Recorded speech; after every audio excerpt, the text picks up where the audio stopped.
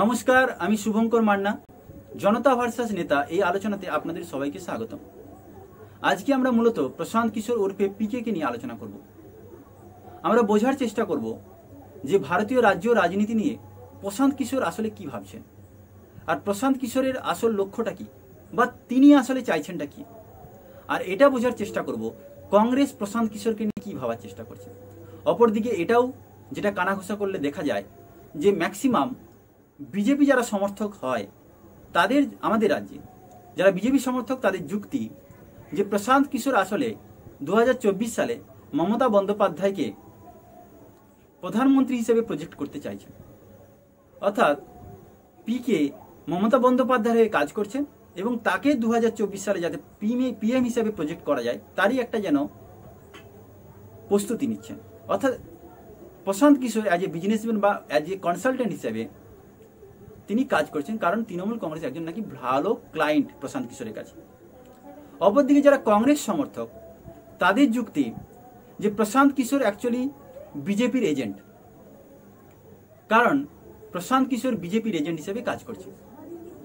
কারণ একে একে যেভাবে গোয়া, ত্রিপুরা এবং আসামে কংগ্রেসকে ভেঙে, বিশেষ করে গোয়াতে কংগ্রেসকে ভেঙে যেভাবে তৃণমূলের সমস্ত নেতাদের জয়েন করেছেন, সেখানে সবাই মনে করছে প্রশান্ত কিশোরের হাত ছিল এবং আসলে সেখানে কংগ্রেসের ক্ষতি হয়েছে এবং বিজেপিকে জিততে সহযোগিতা করেছে। যাই হোক, আমরা এগুলো বোঝার চেষ্টা করবো অ্যাকচুয়ালি প্রশান্ত কিশোর বিজেপির এজেন্ট কিনা, প্রধানমন্ত্রী হিসেবে মমতা বন্দ্যোপাধ্যায়কে তুলে ধরার চেষ্টা করছেন কিনা, আর সোনিয়া গান্ধী বা এই কংগ্রেস হাইকমান্ড প্রশান্ত কিশোরকে নিয়ে কী ভাবছে, আর এটা বোঝার চেষ্টা করবো প্রশান্ত কিশোর নিজে কি চাইছে। তো প্রথম কথা এই প্রসঙ্গে বলে রাখি, Prashant Kishor as a political consultant হিসেবে 2014 সালে তার কেরিয়ার শুরু করেছিলেন। আমি তার আগের পুরনো হিস্ট্রিতে যাচ্ছি না। যে 2014 সালে যখন ভারতের প্রধানমন্ত্রী হিসেবে নরেন্দ্র মোদী জিতে আসে, সেই নরেন্দ্র মোদী জেতার পিছনে যে পলিটিক্যাল অর্গানাইজেশন কাজ করেছিল কনসালটেন্ট, সেখানে নাকি এই প্রশান্ত কিশোরের একটা গুরুত্বপূর্ণ ভূমিকা ছিল। তারপরে আস্তে আস্তে প্রশান্ত কিশোর জনতা দল ইউনাইটেড বিহারে নীতিশ কুমারের হয়ে অ্যাজ এ কনসালটেন্ট হিসেবে কাজ করে এবং সেখানে সফলতা পায়। পরবর্তীকালে তিনি সেই পার্টির জনতা দল ইউনাইটেডের জেডিইউর ভাইস প্রেসিডেন্ট হন এবং পরে সেই নীতিশ কুমার তার পার্টি থেকে তাকে বের করে দেয়। তারপরে পাঞ্জাবের অমরেন্দ্র সিং এর নেতৃত্বে কংগ্রেসের হয়ে কনসালটেন্টের কাজ করেন এবং সেখানে তাকে সফলতা এনে দেন। তারপরে টিআরএস তেলেঙ্গানা রাষ্ট্রীয় সমিতি তেলেঙ্গানা রাজ্যে, সেখানেও এই প্রশান্ত কিশোর কাজ করে এবং সফলতা এনে দেন। আর 2019 সালে প্রথম পশ্চিমবাংলায় প্রশান্ত কিশোর আসে। এক কথায় বলতে গেলে অভিষেক বন্দ্যোপাধ্যায়, মমতা বন্দ্যোপাধ্যায় হাত ধরে প্রশান্ত কিশোরের বাংলায় আগমন হয়, বা অপরদিকে বলা যায় মমতা বন্দ্যোপাধ্যায় প্রশান্ত কিশোরকে হায়ার করে নিয়ে আসেন একজন পরামর্শদাতা হিসেবে, এবং আমরা 2019 সাল থেকে তার নামগুলো শুনতে থাকি। এবং 2021 সালে এই প্রশান্ত কিশোরের নেতৃত্বে এবং মমতা বন্দ্যোপাধ্যায়ের নেতৃত্বে এবং প্রশান্ত কিশোরের সহযোগিতায় as a consultant, as a পরামর্শদাতা হিসেবে মমতা বন্দ্যোপাধ্যায়কে তৃতীয়বারের জন্য মুখ্যমন্ত্রী করে দেন।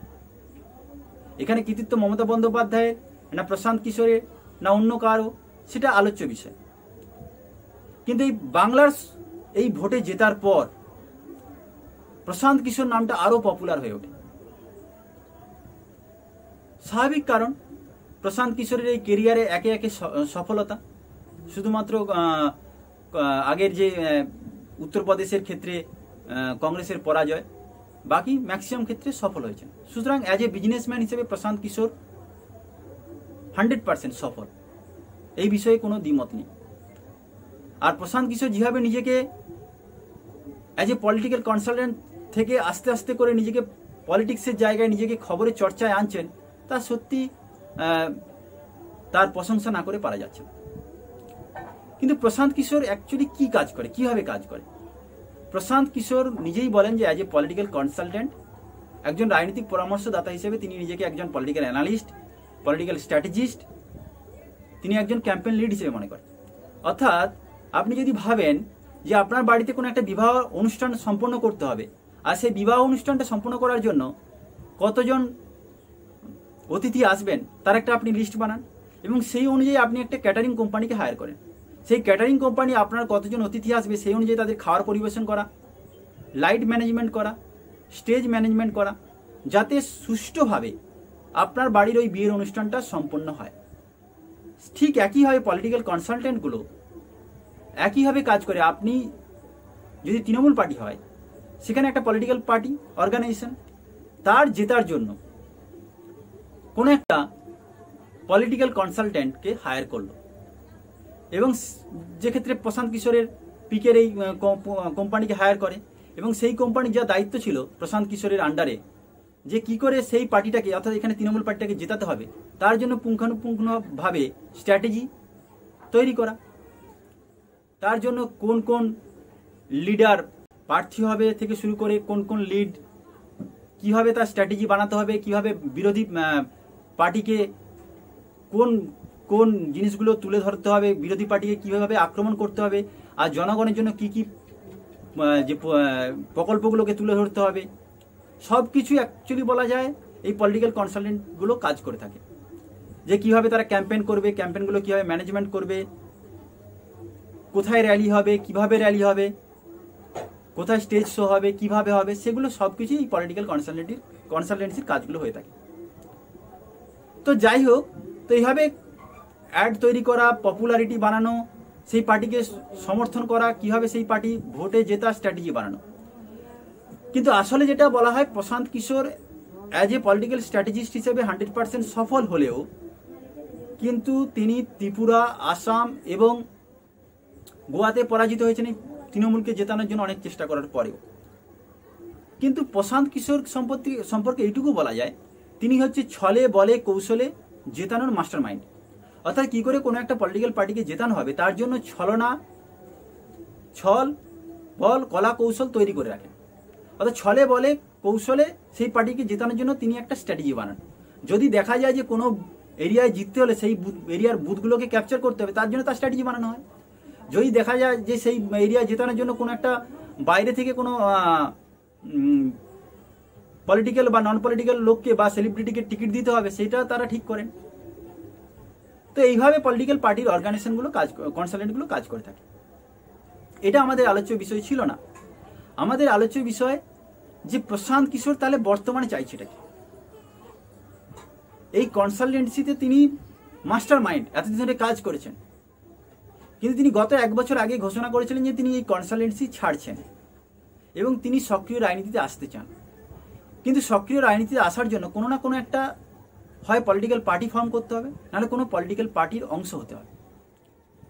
তো সেক্ষেত্রে তিনি নাকি কংগ্রেস হাইকমান্ড সোনিয়া গান্ধী, রাহুল গান্ধী আর হচ্ছে প্রিয়াঙ্কা গান্ধী, তাদের ইনভাইটে তিনি তাদের সঙ্গে দেখা করেছিলেন, বা তাকে ইনভাইট করা ছিল, বা সে নিজে ইনভাইট হয়ে গিয়েছিল। যাই হোক, দেখা করতে হয় তিনি চেয়েছিলেন, নাহলে তাকে দেখা করার জন্য ডাকা হয়েছিল, সেটা ইম্পর্টেন্ট নয়। কথা হচ্ছে তিনি এই কংগ্রেস হাইকমান্ডের সঙ্গে মিটিং করেন এবং সেখানে কংগ্রেসের যে বর্তমান পরিস্থিতি সেটা নিয়ে আলোচনা করেন। আমি প্রথম আপনাদের শোনাবো যে তিনি অ্যাকচুয়ালি কি বলেছেন তিনি নিজে মিডিয়ার সামনে, তারপর তিনি কি চাইছেন সেটা নিয়ে দৃষ্টিপাত করব। প্রথমে শুনুন তিনি কি বলেছেন। एक तो कि जो कांग्रेस की अभी की स्थिति है उस पर जो एक असेसमेंट किया गया और उस असेसमेंट के आधार पर आगे के रास्ते क्या हो सकते हैं, उस पर एक गहन चर्चा हुई। पहली बार 2014 के बाद जहाँ तक मुझे लगता है कि स्ट्रक्चर्ड तरीके से कांग्रेस की टॉप लीडरशिप बैठ के उन्होंने इस चीज़ को देखा, समझा, अपनी बातें उसमें शेयर करी, मैंने भी कुछ। প্রশান্ত কিশোর খুদ বলছেন 2014 সালের পর যে বিশেষ করে যে অর্গানাইজেশনটা কংগ্রেস পার্টির, সেটা অনেকটা দুর্বল হয়ে পড়ছে। আর সেই দুর্বল অর্গানাইজেশনটাকে শক্তিশালী করার জন্য প্রশান্ত কিশোর এই মিটিংটায় অংশগ্রহণ করেন এবং তিনি সেখানে কিছু উপলব্ধি তুলে ধরেন, তার পরামর্শ তুলে ধরেন। সেটা একটা প্রজেক্টের মাধ্যমে এক কথায় বলতে পারেন এই কংগ্রেস হাইকমান্ডের কাছে সাবমিট করেন তার প্রজেক্টটা।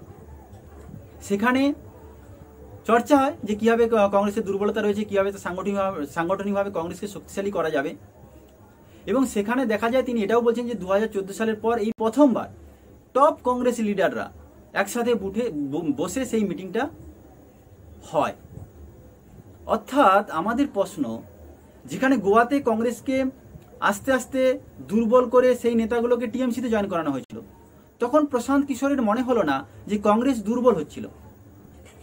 যখন 2014 সালের পর থেকে একটা একটা রাজ্যে ইলেকশনে কংগ্রেস পার্টি হারতে থাকছে, দুর্বল হতে যাচ্ছে, তখন মনে হলো না যখন প্রশান্ত কিশোরের কেরিয়ার শুরু হচ্ছে 2014 সালে, হঠাৎ 2022 সালে এমন কি ঘটে গেল যে প্রশান্ত কিশোর চাইছে কংগ্রেসকে শক্তিশালী করতে, যেখানে বিজেপি কিন্তু নাড়া দিচ্ছে কংগ্রেস মুক্ত ভারত চাই, সেখানে প্রশান্ত কিশোর কেন কংগ্রেসকে শক্তিশালী করতে এতটা উৎসাহী?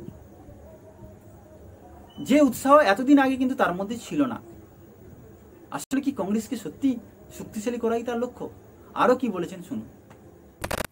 उसका दूसरा पहलू ये है कि मुझे कांग्रेस में शामिल होकर उस कार्यक्रम को करने या उस ब्लूप्रिंट को एग्जीक्यूट करने में मेरा कोई कंट्रीब्यूशन या मेरी कोई भागीदारी होगी या नहीं होगी, उसको लेकर कांग्रेस ने ज़रूर इनवाइट किया कि मैं कांग्रेस पार्टी ज्वाइन करूं, और उन्होंने उस एक परिकल्पना करी है EAG की, एम्पावर्ड एक्शन ग्रुप की, जिसके मेंबर के तौर पे आप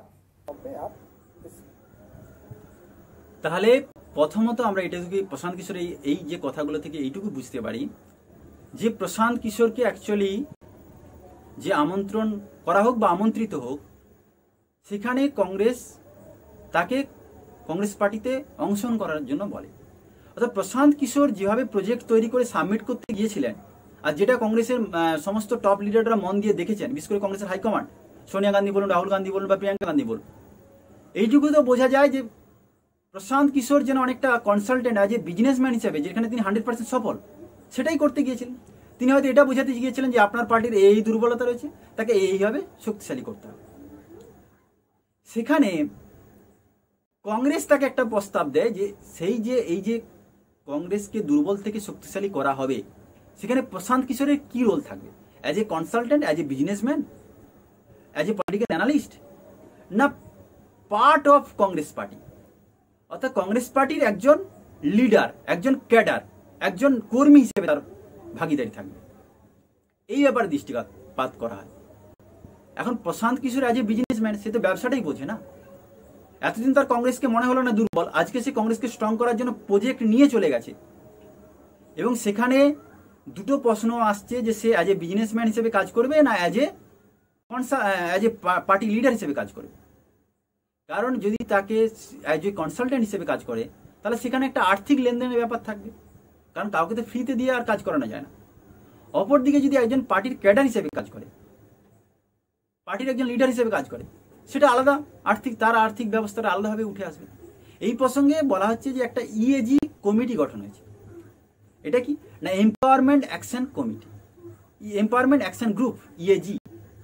এই এম্পাওয়ারমেন্ট অ্যাকশন গ্রুপ যেটা একটা নমিনেটেড করা হয়েছে কংগ্রেস হাইকমান্ডের তরফ থেকে, সেখানে প্রশান্ত কিশোরকে রাখা হয়েছে, 5 জন মেম্বারকে রাখা হয়েছে, সেখানে প্রশান্ত কিশোরের নাম রয়েছে। এখন প্রশ্ন, এই প্রসঙ্গে বলে রাখি, প্রশান্ত কিশোর খুদ বলছেন যে এই ভারতে টোটাল 500টা জেলাতে কংগ্রেসের সংগঠন রয়েছে এবং 8000 ব্লক বা টাউন রয়েছে। সুতরাং এদের রিকনস্ট্রাকশন করতে হবে, অর্থাৎ কংগ্রেস পার্টিটাকে আবার মজবুতভাবে তৈরি করার জন্য এই 8000 যে ব্লক বা টাউন রয়েছে, সেখানে আবার রিকনস্ট্রাকশন মানে তাদের আবার ব্লক লিডার চয়ন করতে হবে। আসলে বলতে গেলে বলতে পারি যে 2024 সালে কোথাও না কোথাও যে কারা পার্টির টিকিটটা পাবে কংগ্রেসের হয়ে, সেটাও কি অনেকটা ঠিক করবে এই EAG। অর্থাৎ যারা কারা কারা এমপি হিসেবে দাঁড়াবে, কারা কারা 2024 সালে কংগ্রেস পার্টির টিকিটে কন্টেস্ট করবে, সেটা কি ঠিক করবে EAG? এটা একটা চর্চার বিষয় ছিল। সুতরাং EAG একটা কমিটি বানিয়ে দেয়, সেখানে প্রশান্ত কিশোরকে হায়ার করা হয়। এখন প্রশান্ত কিশোর সেটা গ্রহণ করবে কি করবে না, সেই প্রসঙ্গে কি বলেছে দেখুন। मूलचूल परिवर्तन की बात करते हैं तो उसमें कोई एक स्पेशल पर्पस व्हीकल जो कि एग्जीक्यूटिव ऑर्डर से बनाई गई है और 4 या 5 लोग उसमें नॉमिनेटेड किए गए हैं। एक मैं भी उसमें नॉमिनेटेड किया गया हूँ, लेकिन हम लोग सब तो नॉमिनेटेड ही होंगे। तो বোঝা গেল, প্রশান্ত কিশোরকে EAG এম্পাওয়ারমেন্ট অ্যাকশন গ্রুপের নমিনেটেড মেম্বার করে দেওয়া হয়, কিন্তু প্রশান্ত কিশোর ওটাকে অ্যাকসেপ্ট করেনি। প্রশান্ত কিশোরের যুক্তি ছিল যে এইসব যে 8000 ব্লক বা টাউন রয়েছে, এদের যে অর্গানাইজেশন সংগঠনটা দেখাশোনা করে কংগ্রেসের মহাসচিব সংগঠন। তো তাহলে যদি মহাসচিব সংগঠন করে, তাহলে EAG কি করবে? ইএজি যদি ওই সংগঠনগুলোকে আবার রিকনস্ট্রাকশন করতে চায়, তাহলে কি হবে, এই কংগ্রেসের যে মহাসচিব সংগঠনের সঙ্গে একটা ইএজির যে নমিনেটেড সদস্যদের একটা সংঘাত কোথাও না কোথাও দেখা দিতে পারে। আবার এটাও হতে পারে যদি ইএজি এটা চেষ্টা করতে পারে যে ইএজি তাহলে কি করবে, ইএজি কি শুধুমাত্র এই কংগ্রেসের মহাসচিব সংগঠন এদেরকে দিক নির্দেশ করবে, সাহায্য করবে? আর যদি সেটা সাহায্য করে সেটা অনেকটা কনসালটেন্সির মতো কাজ হয়ে যাবে, তাহলে সেটা তো বিজনেসের পর্যায়ে চলে গেল। তার জন্য তো একটা আলাদা ব্যাপারটা হওয়া উচিত, আলাদা কিছু হওয়া উচিত। অর্থাৎ এইটুকু বোঝা যায় যে এইটা প্রশান্ত কিশোরের পছন্দ হয়নি, এই ইএজি গ্রুপটা, যেটা এম্পাওয়ারমেন্ট অ্যাকশন গ্রুপটা। অর্থাৎ প্রশান্ত কিশোর কোথাও না কোথাও গিয়ে কি চেয়েছিল যে মহাসচিব সংগঠনের দায়িত্বটা প্রশান্ত কিশোরকে ছেড়ে দেওয়া হোক। এটা একটা প্রশ্ন উঠছে যে কোথাও না কোথাও যে লেনদেন বা যে বোঝাপড়াটা, যে পদটা নিয়ে কথা হচ্ছিল, সেখানে কোথাও না কোথাও প্রশান্ত কিশোর আনহ্যাপি। ডিলটা প্রশান্ত কিশোরের ঠিক পছন্দ হয়নি। অপরদিকে প্রশান্ত কিশোর আরো কিছু জানিয়েছেন, আগে শুনুন তারপরে বলছি। पर मैं आपको एक चीज़ खाली बता सकता हूं जो आपके दर्शकों के लिए है। मेरा प्रपोजल ये जरूर था कि जो कांग्रेस का प्रेसिडेंट हो वो पार्लियामेंट्री पार्टी का लीडर ना हो। अभी वो दोनों ही पद एक व्यक्ति के पास, वो सोनिया जी के पास है। मेरा प्रपोजल ये था कि ये दोनों अलग अलग व्यक्ति होने चाहिए, इतना मैं आपको बता सकता हूँ। खुद চাইছেন যে কংগ্রেসকে পরামর্শ দিচ্ছেন যে সোনিয়া গান্ধী বর্তমানে কংগ্রেসের প্রেসিডেন্ট, তার সাথে সাথে পার্লামেন্টারি যে লিডার, দুটোতেই বর্তমানে সোনিয়া গান্ধী রয়েছেন। তাই সেখানে দুজনের জায়গায় যে কোনো একজনকে রাখা হোক এবং অন্য একটা পদ অন্য একজনকে ছেড়ে দেব। অর্থাৎ দুটোই পদে দুজনকে রাখা হোক। কংগ্রেসের প্রেসিডেন্ট পদে একজনকে রাখা হোক, কংগ্রেসের পার্লামেন্টারি যে লিডার তাকে সেখানে আরেকজনকে দায়িত্ব দেওয়া হোক। অর্থাৎ কোথাও না কোথাও এই ক্ষেত্রে প্রশ্ন উঠছে যে প্রশান্ত কিশোর কি এটা চেয়েছিলেন যে কংগ্রেসের যে সভাপতি সেখানে কোথাও না কোথাও এই গান্ধী থেকে সরে আসুক। কংগ্রেসের যে সভাপতি নির্বাচনটা হয় সেখানে কোথাও না কোথাও এই গান্ধী সরিয়ে কংগ্রেসের অন্য কোনো লিডারকে কংগ্রেসের সভাপতি করা হোক। আবার অনেকে বলছেন যে প্রশান্ত কিশোর হয়তো এটাও চেয়েছিলেন যে তৃণমূল কংগ্রেস আর কংগ্রেসকে একজোট করে দেওয়া। এই প্রশ্নটা উঠছে যে প্রশান্ত কিশোর অ্যাকচুয়ালি কি চাইছেন, আর প্রশান্ত কিশোর এই যে বক্তব্যগুলোর মাধ্যমে কি বোঝাতে চাইছেন। তিনি একদিকে বলছেন, কংগ্রেসকে পরামর্শ দিচ্ছেন আপনারা আপনাদের প্রেসিডেন্ট আর পার্লামেন্টারি যে লিডার চেঞ্জ করুন। তার মানে এটা নয় কি যে অন্য কাউকে প্রেসিডেন্ট করা হোক। যাই হোক, এই ব্যাপারে যদি আমরা দৃষ্টিপাত করি তাহলে এটা বোঝা যায় প্রশান্ত কিশোর কোথাও না কোথাও এই ডিলের সঙ্গে একমত হয়নি এবং প্রশান্ত কিশোর যেটা চেয়েছিলেন সেটা কংগ্রেসের সঙ্গে মিলেনি। এই প্রসঙ্গে বলে রাখি, প্রশান্ত কিশোর খুবই বুদ্ধিমান, ইন্টেলিজেন্স, তীক্ষ্ণ দূরদর্শিতা সম্পন্ন একজন ব্যক্তি, যাকে বিহারী বাবুও বলা হয়ে থাকে। কর্মঠ ব্যক্তি, সারাদিন নিজের কাজ নিয়ে পড়ে থাকেন এবং নিজের কাজটাকে 100% দেন, একদম মনোযোগ দিয়ে করেন। আর সেই জন্য তিনি এই এত অল্প সময়ের মধ্যে একজন সফল বিজনেসম্যানে পরিণত হয়েছেন।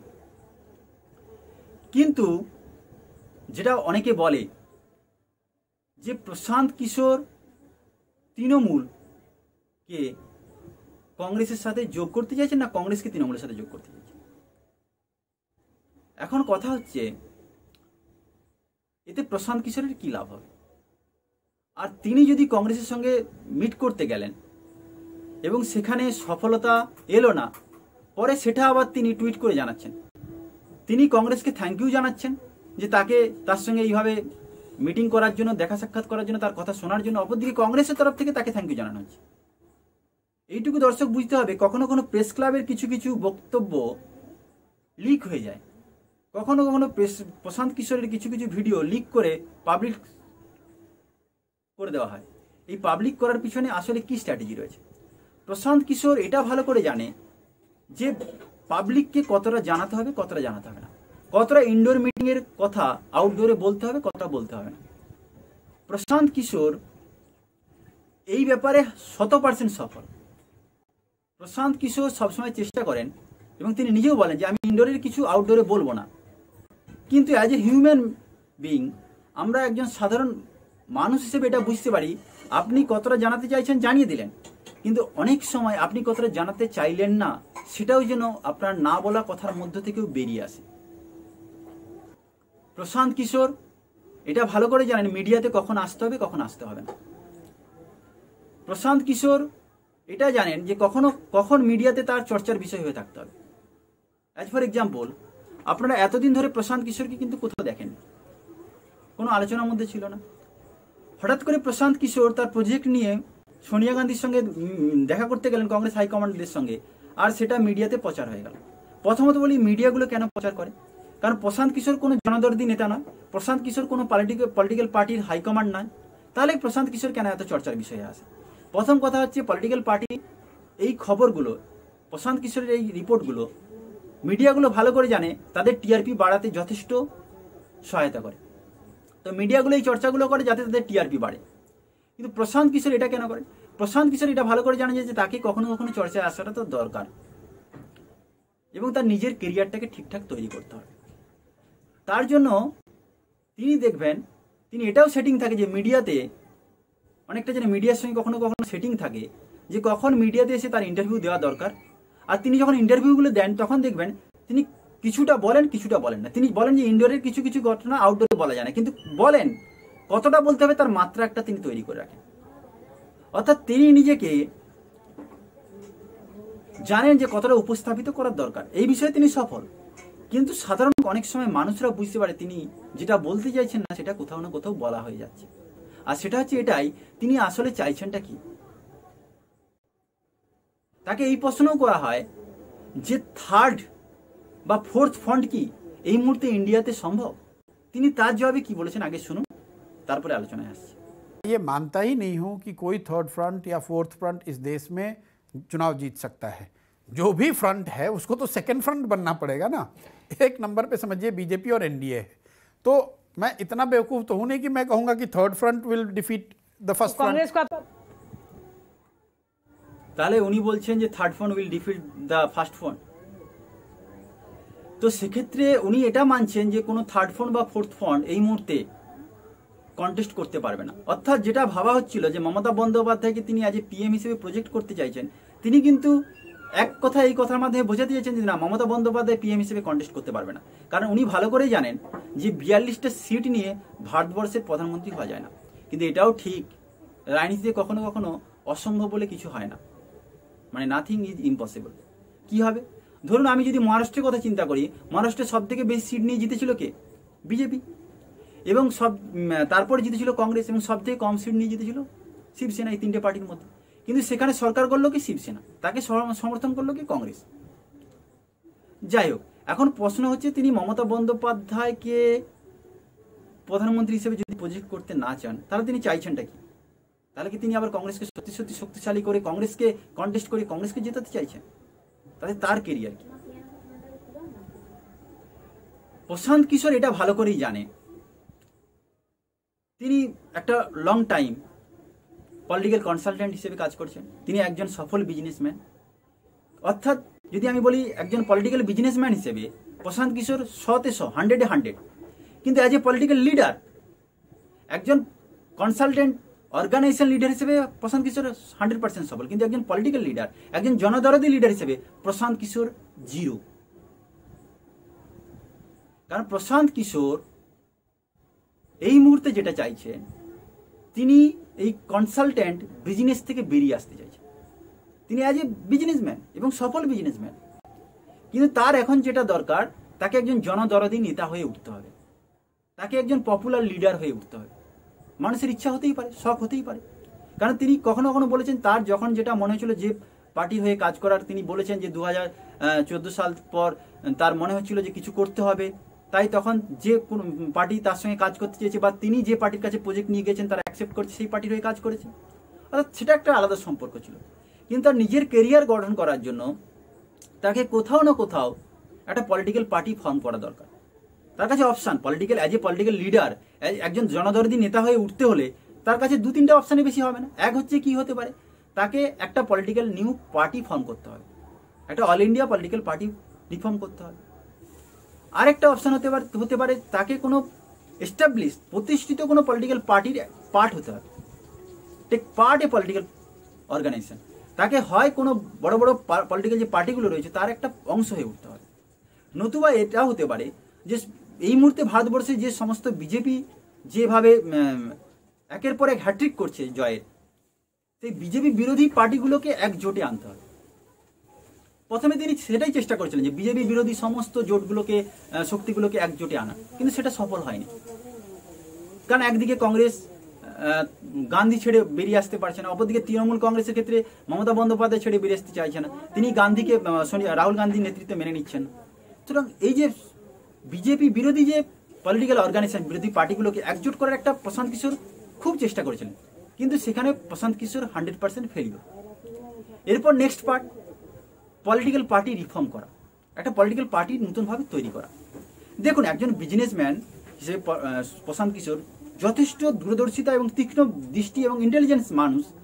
তিনি কি চাইবেন এই মুহূর্তে ভারতবর্ষের বুকে একটা নতুন পার্টি ফর্ম করতে, যেখানে অনেক আর্থিক ব্যাপার জড়িয়ে রয়েছে? কারণ দেখুন, একটা পলিটিক্যাল কনসালটেন্ট অর্গানাইজেশন তৈরি করা আলাদা ব্যাপার। সেখানে কোনো একটা স্টেটে গেল, সেই পার্টির হয়ে কাজ করলো এবং তার টাকাতে সেই অনেক ছেলে মেয়েকে হায়ার করলো, তাদের একটা মান্থলি স্যালারি দিল এবং সেই স্যালারির বিনিময়ে সেই ছেলেগুলো দিয়ে কাজ তুলে নিল। কিন্তু একটা পলিটিক্যাল পার্টি ফর্ম করার পর তাদেরকে তো আর কোনো মান্থলি স্যালারি দেওয়া হবে না। সেই ছেলে মেয়েগুলো বা সেই পলিটিক্যাল পার্টির ক্যাডাররা কতটা তার পলিটিক্যাল পার্টির জন্য একনিষ্ঠ হয়ে কাজ করবে, এটাও একটা সন্দেহ বা প্রশ্নের রয়েছে। অপরদিকে একটা পার্টি, পলিটিক্যাল পার্টি একটা দীর্ঘ একটা আর্থিক ইনভেস্ট করে সেটাকে তৈরি করা হলো, সেই পলিটিক্যাল পার্টিটা কতটা সফল হবে, কতটা সেটা ব্যাক দেবে, রিফান্ড দেবে, সেটাও একটা প্রশ্ন। অনেক টাকা ইনভেস্ট করে দিলাম, দেখা গেল রিফান্ড কিছু পেলাম না। সুতরাং এটা প্রশান্ত কিশোর কখনোই করবে না, কারণ একজন সফল বিজনেসম্যান এটা বোঝে যে কোন ক্ষেত্রে কোথায় টাকা ইউজ করতে হবে, আর অর্থটা কোথায় লাগাতে হবে। সুতরাং এটা ভালো করে প্রশান্ত কিশোর জানে। আর প্রশান্ত কিশোর আজ পর্যন্ত প্রশান্ত কিশোরের যদি অ্যাজ এ ক্যারেক্টার বা চরিত্র বিশ্লেষণ করা হয়, প্রশান্ত কিশোর আজ পর্যন্ত কোনো সোশ্যাল ওয়ার্কার হিসেবে সমাজে উঠে আসেনি, এমন কিছু সমাজে বিশেষ কিছু করে দেয়নি। বা প্রশান্ত কিশোরের যে অর্গানাইজেশন বা প্রশান্ত কিশোর খুদ জনদরদি এমন কিছু প্রতিশ্রুতি দেয়নি বা জনদরদি কাজে নিজেকে ঝাঁপিয়ে পড়েনি, না আমফান, না বিশেষ কিছু সমাজের যখন ঝড় আমফান বা বন্যা হয় সেখানে প্রশান্ত কিশোর ঝাঁপিয়ে পড়েছে, সমস্ত মানুষকে সহযোগিতা করেছে, একজন জনদরদি নেতা হয়ে উঠছে, এইরকম কোনো ব্যাকগ্রাউন্ড নেই। আবার প্রশান্ত কিশোর কোনো পলিটিক্যাল বড় ব্যাকগ্রাউন্ড থেকে উঠে আসেনি যে তার বাবা মা অনেক বড় বড় লিডার ছিল কোনো পার্টির, এমনটাও নয়। সুতরাং একটা জনসংগঠন তৈরি করা এটা মোস্ট প্রবল very very tough for Prashant Kishor. প্রশান্ত কিশোরের জন্য এটা সত্যিই খুব কঠিন কাজ, কারণ এসিতে বসে পলিটিক্যাল স্ট্র্যাটেজি তৈরি করা, অ্যানালিস্ট হিসেবে কাজ করা, জেড প্লাস সিকিউরিটি নিয়ে ঘোরা, এটা খুব সহজ। পলিটিক্যাল স্ট্র্যাটেজি বানানো অনেক সহজ, কিন্তু একজন পলিটিক্যাল লিডার হওয়া, একজন পলিটিক্যাল পার্টি ফর্ম করা, এটা প্রশান্ত কিশোরের জন্য ভেরি ভেরি টাফ। আর আমার যতদূর অভিজ্ঞতা, প্রশান্ত কিশোর এই কাঁচা কাজটা করবে না। অর্থাৎ প্রশান্ত কিশোরেরকে একজন জনদরদি নেতা হয়ে উঠতে হলে তার যেটা দরকার একটা নতুন পার্টি ফর্ম করা, সেই ব্যাপারে Prashant Kishor as a zero. বর্তমান পরিস্থিতিতে প্রশান্ত কিশোর জিরো। অর্থাৎ প্রশান্ত কিশোরের পক্ষে একটা নতুন পার্টি ফর্ম করা ইম্পসিবল, 100% ইম্পসিবল। তাহলে বাকি থাকলো একটা অপশান, বড় বড় পলিটিক্যাল পার্টিগুলোর একটা অংশ হয়ে ওঠা। সেটাই প্রশান্ত কিশোর করছে। প্রশান্ত কিশোর এটাও ভালো করে জানেন,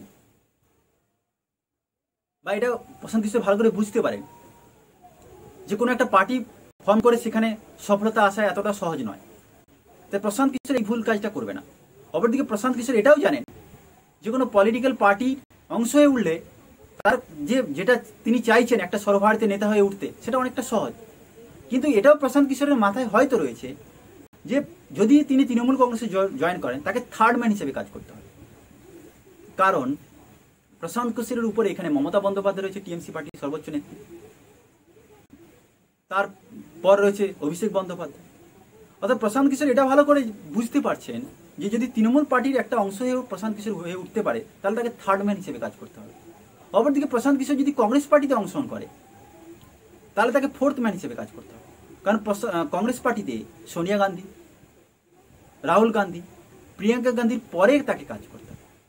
এটা মনে হয় কোথাও না কোথাও প্রশান্ত কিশোর এইটাতে খুশি নয় বা এইটাতে নিজেকে মানিয়ে নিতে চাইছে না। প্রশান্ত কিশোর নিজেকে আরেকটু ইমপ্রুভ জায়গা নিজেকে দেখতে চাইছে। প্রশান্ত কিশোর এটা তো বুঝতে পারছেন যে 2024 সালে যেই প্রধানমন্ত্রী হোক, এই মুহূর্তে যে ঝড় চলছে সেখানে বিজেপিকে আটকানো সম্ভব নয়। যদি নরেন্দ্র মোদী পুনরায় প্রধানমন্ত্রী হয়ে ফিরে আসে, প্রশ্নই উঠলো না, কোনো সমস্যা নেই। সেখানে আলটিমেটলি প্রশান্ত কিশোরের কোনো লাভ লোকসানের প্রশ্ন উঠলো না। যদি মমতা বন্দ্যোপাধ্যায় প্রধানমন্ত্রী হয়ে প্রজেক্ট হয় এবং যদি সফল হয়, সেখানে হয়তো মমতা বন্দ্যোপাধ্যায়ের লাভ হবে, কিন্তু প্রশান্ত কিশোর আজ কি পাবে? তার পলিটিক্যাল কেরিয়ার কোথা থেকে তৈরি হবে? অর্থাৎ প্রশান্ত কিশোর এটা ভালো করে বুঝেন যে তিনি আজ বিজনেসম্যান হিসেবে সফল, যদি এটা ডিলও হয়ে থাকে। কিন্তু সেখানে যেটা বিজেপির সমর্থকরা বলে থাকে যে মমতা বন্দ্যোপাধ্যায়কে পিএম হিসেবে প্রজেক্ট করতে চাইছেন প্রশান্ত কিশোর, এটা অনেকাংশে হয়তো সফল। যেখানে গোয়া, ত্রিপুরা, আসামে কংগ্রেসকে শেষ করেছে, অনেকটা ক্ষতি করেছে, সেই ভোটটা কেটেছে তৃণমূল এবং বিজেপিকে লাভ হয়েছে, অর্থাৎ কংগ্রেসের ক্ষতি হয়েছে। তাহলে আমরা যদি ধরে নেই যে প্রশান্ত কিশোর এইখানে যেহেতু এখনো অ্যাজ এ গুড ক্লায়েন্ট, ভালো ক্লায়েন্ট হিসেবে রয়েছে মমতা বন্দ্যোপাধ্যায় প্রশান্ত কিশোরের কাছে, তাহলে প্রশান্ত কিশোর চাইলে মমতা বন্দ্যোপাধ্যায়কে পিএম হিসেবে প্রজেক্ট করতে চাইছেন এবং সেটাই চাইছে, যাতে কংগ্রেস তৃণমূলের সঙ্গে এসে জয়েন হয়ে যায় আর Mamata Bandyopadhyay as a PM মুখ হিসেবে লড়াই করুক। এটা তিনি অনেকটা চেষ্টাও করছিলেন, কিন্তু প্রশান্ত কিশোর এটাও জানেন যে এটা তিনি অসফল হয়েছেন এবং এটাও হয়তো প্রশান্ত কিশোর কোথাও জানেন যে মমতা বন্দ্যোপাধ্যায় যদি পিএম হয়ে যায়, আলটিমেটলি প্রশান্ত কিশোরের কেরিয়ারে কিছু ইমপ্রুভ হবে না। অপরদিকে যদি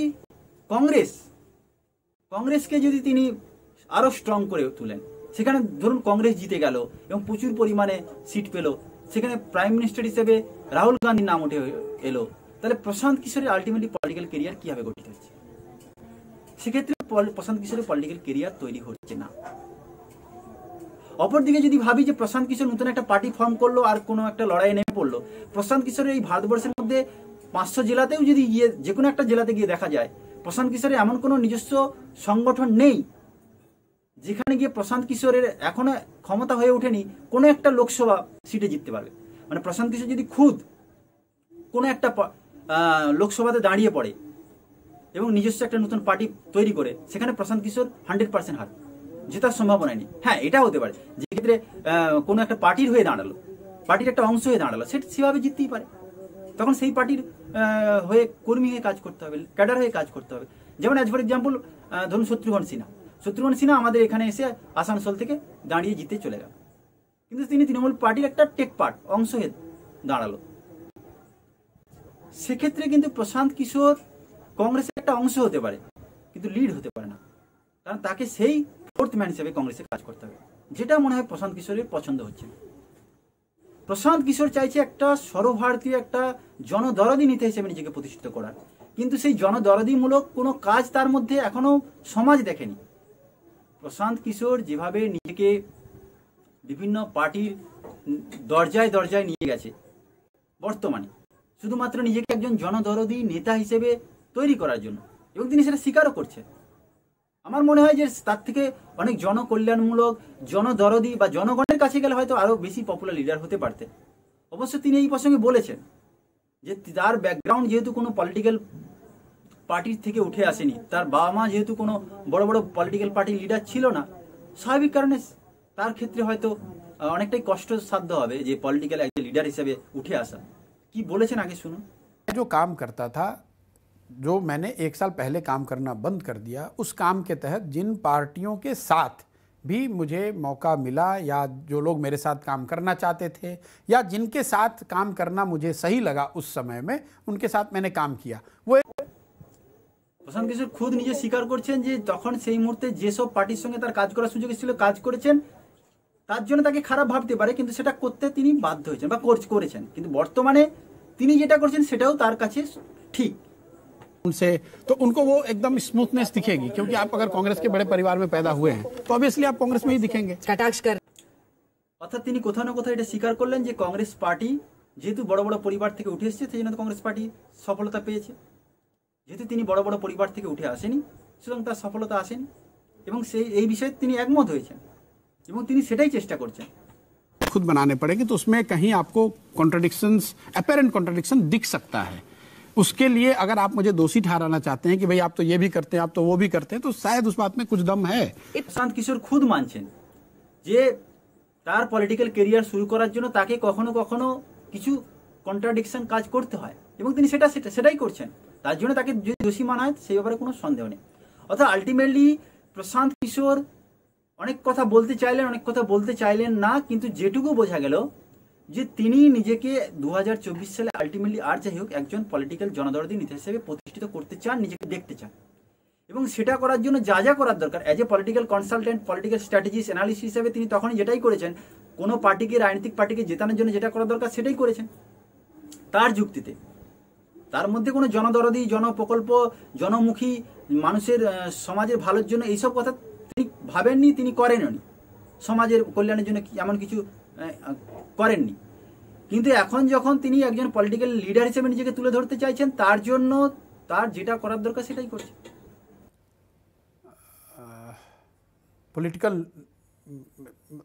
पॉलिटिशियन के तौर पे होंगे, कहाँ होंगे, किस फॉर्म में होंगे, ये नहीं पता है।